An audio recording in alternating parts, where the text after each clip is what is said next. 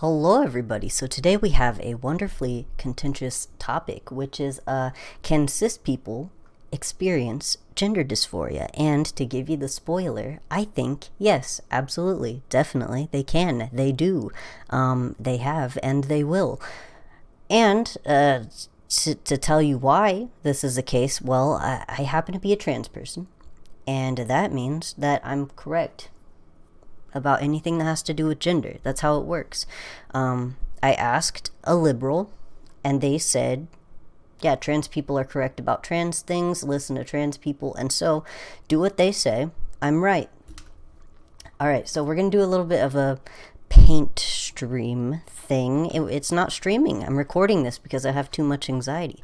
First thing that we need to do is we need to define our terms, because gender dysphoria is one of those terms that people use to mean distinctly different things, and we're really going to need to know what this word means to actually decide whether or not cis people can have it. So, gender dysphoria.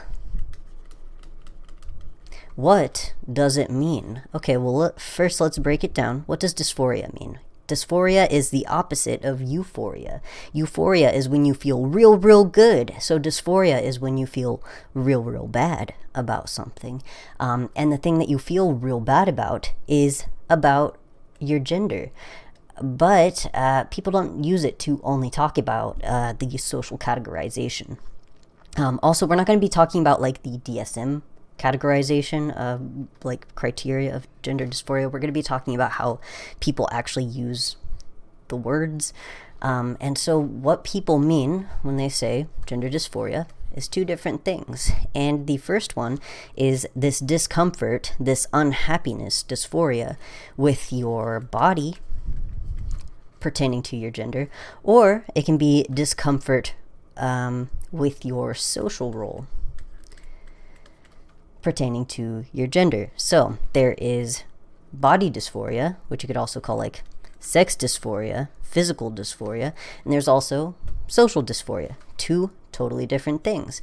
And why does this matter? Oh boy, it's time to get into it. So usually when somebody says a trans person, what do they mean? When somebody says a cis person, what are they talking about? Are they talking about somebody who has physically transitioned? Or are they talking about somebody who has socially transitioned? I would absolutely argue that usually whenever somebody says a trans person or a cis person, they're talking about somebody who wants to socially transition or who has socially transitioned from one gender to another gender. So a transgender person, like me, is a person who has transitioned genders because, I don't know, I got social dysphoria, or maybe I was also motivated by my body dysphoria. I don't know. Let's figure it out. What the heck do these words mean? I think, even though this is pretty contentious among a lot of trans people, that somebody who has body dysphoria only, because you can have one of these. You can have social dysphoria. You can have body dysphoria. You can have one, both, or neither.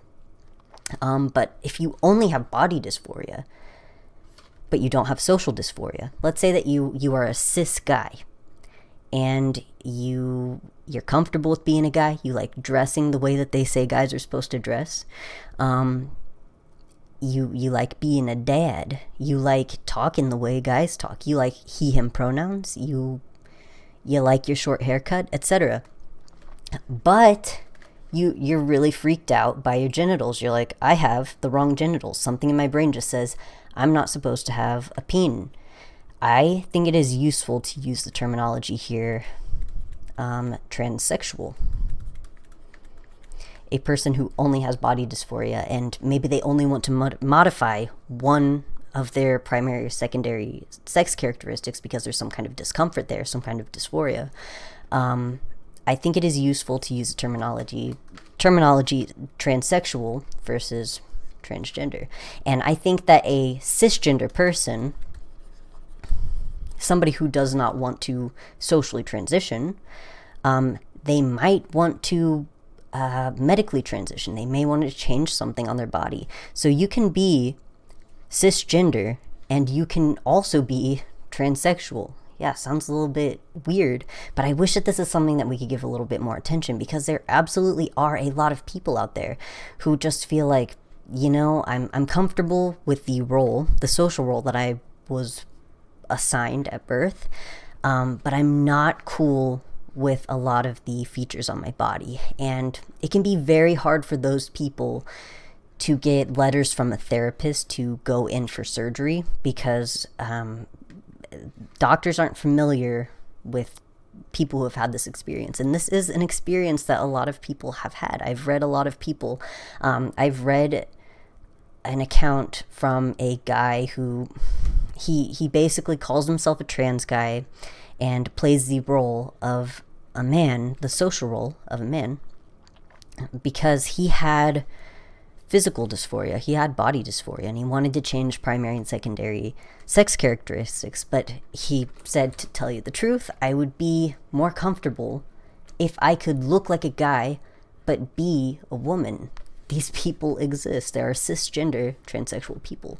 So I'm going to say, first of all, yes. But a lot of the time when people are asking this question, hey, can cis people have gender dysphoria? The question that they're often asking blurs the line between what is insecurity and what is dysphoria. So usually whenever somebody's asking this question, they're asking, what about a cis woman who has A cups or has like basically a flat chest? She is cisgender and she's not transsexual, she is cissexual. But there's like this insecurity. There's this feeling like my body is not the way that it should be. It doesn't meet certain expectations. And that's where we need to understand that these two things, body dysphoria and social dysphoria, they play off of each other. If I was raised a feral child, if I was 6 days old and I got dumped in the woods and raised by wolves, then would I have dysphoria? I don't know, because there's no way for me to know if the reason why I hated the chest that I had was because of social reasons or because of just something that was in my brain that was always there and always going to be there. Dysphoria does not exist in a vacuum. There's no way that we can take the social away from dysphoria and figure out where it comes from. Something that you'll probably find pretty interesting is a study on body dysmorphia. And it was a study done on eating disorder patients. And basically what they did was they asked these patients to walk through doorways of varying sizes. Here's a doorway. This is how they make it in blueprints, right? That's really ugly. And these patients walking through the door, they would turn their shoulders or squeeze their bodies to be smaller than they needed to be. They didn't know, by the way, the people who are walking through the doorway didn't know that that's what they were being observed for. They were just walking through a door. And so they would take these different measurement sizes of the door and be like, wow, that person, somewhere in their brain, their perception of their body, they think they are way bigger than they actually are. And of course, with the five senses that you learn in school, you got the seeing and the tasting. That looks really weird. You got touch, and you probably know that we don't just have the five. Hearing, we got hearing. What is the other one? Hearing, smell. we don't just have 5. There's also the sense of like where your body is in space, for example. And I'm sure that there are other ones that I'm forgetting here as well. But the point is that there's something in your brain where your brain perceives your body to be a certain size, a certain shape, etc. And if the body that you see in the mirror, the body that you experience physically, is not the same one that your brain says that you should have for whatever reason, I think that can cause a lot of distress for people. If I was raised by wolves in the woods on an island, would I have been cool with having titties? I have no idea. Or would there be something in my brain that said, yeah, you're not supposed to have those. Those aren't supposed to be there. Or is it because within gender, there are expectations, there are beauty standards within gender? Maybe I dislike being short because there is an expectation that men are supposed to not be 5'2". Do I feel bad about being short because there's something in my brain, or because I see manlet memes on the internet? Which one is it? But here's another thing, okay? So we talked about people who are cisgender, who have body dysphoria, who want to change their primary or secondary sex characteristics. And we also talked about, actually, we haven't talked enough about it, cisgender people who are cissexual, who feel like these beauty standards, these gender, like body enforcement standards, that they don't fit into those standards. I knew a cis guy who was the same height as me, and it's actually one of the reasons why whenever I feel bad about my height, I think I banged a dude, a cis dude, and we were both 5'2", so it's fine. Like, you can be a cute, good-looking dude and also be real tiny. It's fine. Okay, what was I talking about? Now I'm just thinking about my flings. Alright, so let's say a cisgender woman and cissexual woman, but she has some kind of discomfort. Would that be considered body dysphoria? Because she has A cups, or she has a really, really flat chest, and there is this social standard, this gendered beauty standard,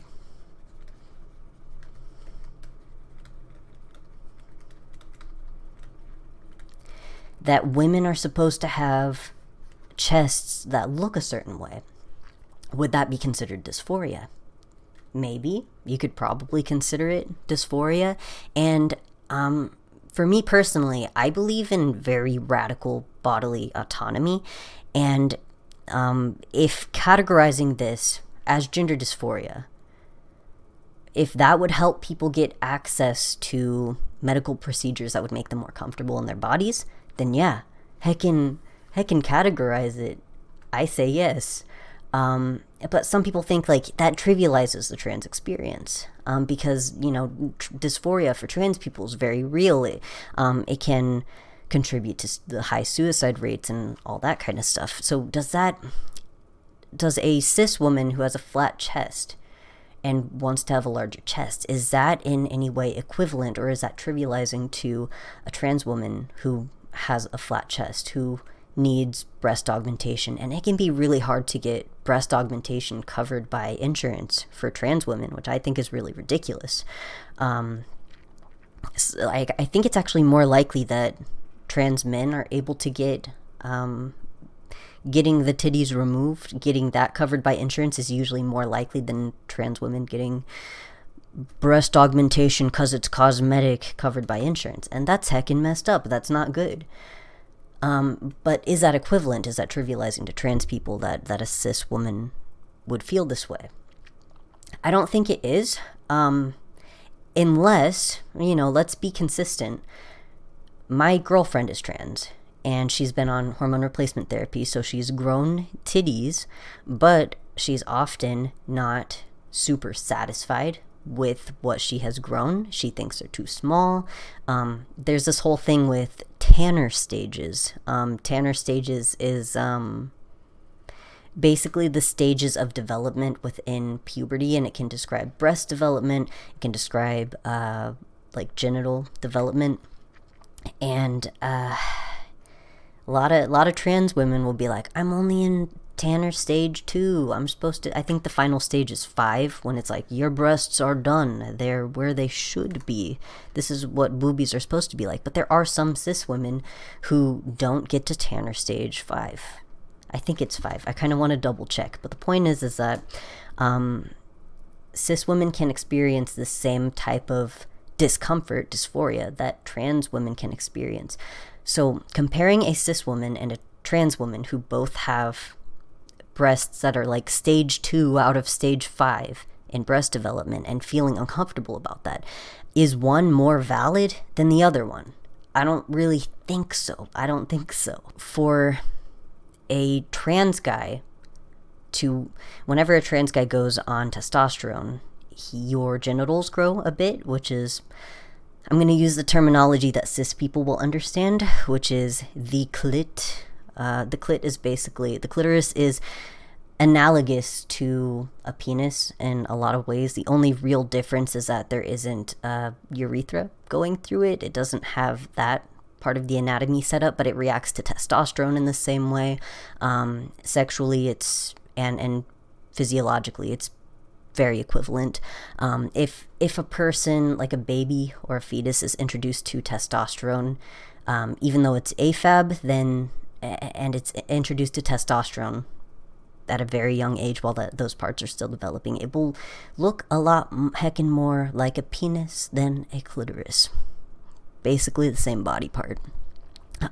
Anyway, so let's say a trans dude and a cis dude. Trans dude has basically a micropenis from being on testosterone and developing that body part. And they're like, I'm not super happy with this. It's really small. A lot of trans guys, if they're not satisfied with the growth that they get on testosterone, they go on to get some kind of a bottom surgery. But what about a cis dude who has a micropenis, or a cis dude who had his peen blown off in the war? Is his dissatisfaction, his discomfort with that body part less valid, or for some reason is it less able to be called body dysphoria or sex dysphoria or gender dysphoria? Why would these not be equivalent terms? There's also, oh man, bodies are so interesting, and they can do so many strange things. And one thing that cis guys' bodies do, or AMAB, assigned male at birth bodies, can just decide to do sometimes is, hey, I got a little bit too much estrogen for some reason, so I'm making titties. I got titties now. And I have read accounts online of guys who have dysphoria, chest dysphoria. They're guys with titties, and it makes them feel bad. They have to find like a compression top. I used to wear a binder.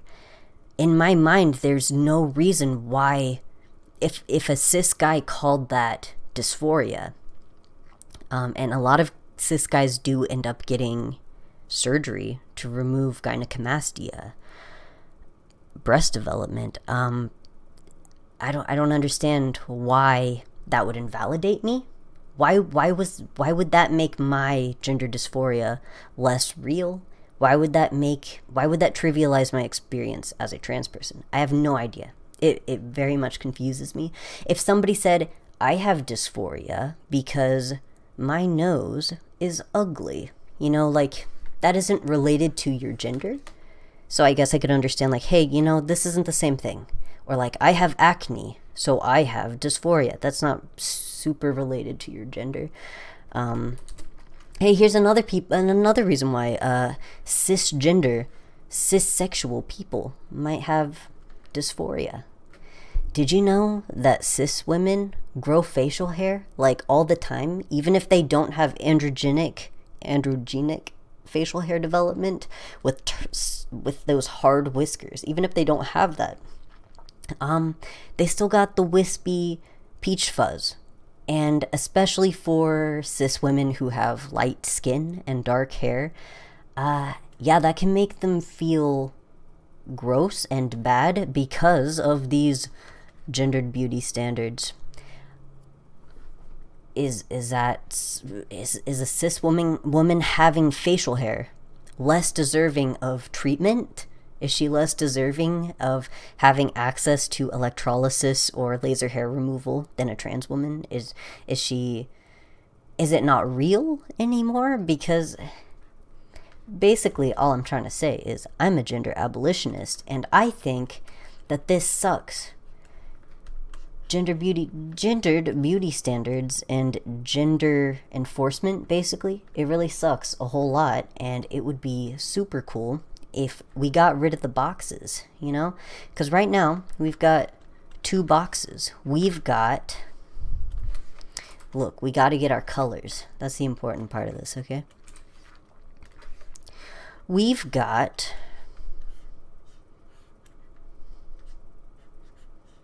the mailbox. Haha, get it? Mailbox. Very funny. And we've got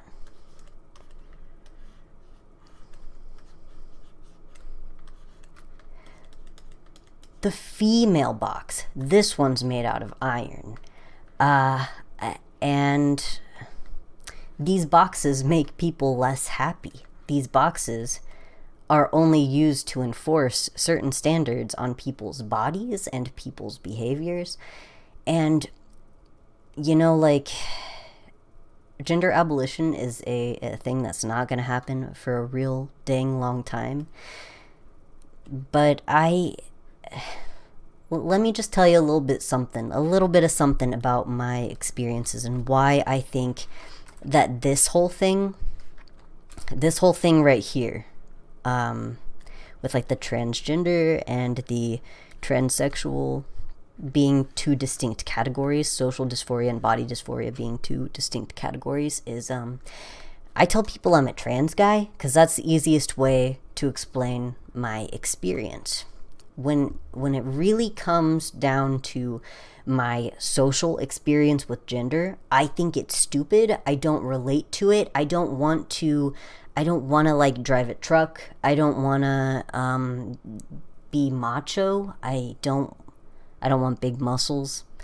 I don't want to have to change the way that I speak to accommodate or like to express dominance. I don't understand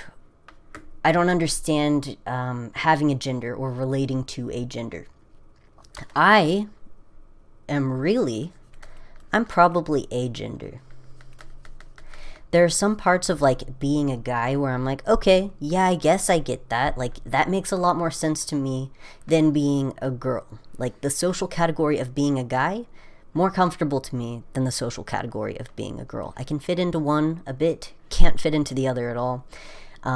But really, when it comes down to it, I don't think I'm either. I don't really do the whole gender thing. But there's something in my brain, or maybe it's something social, who knows why.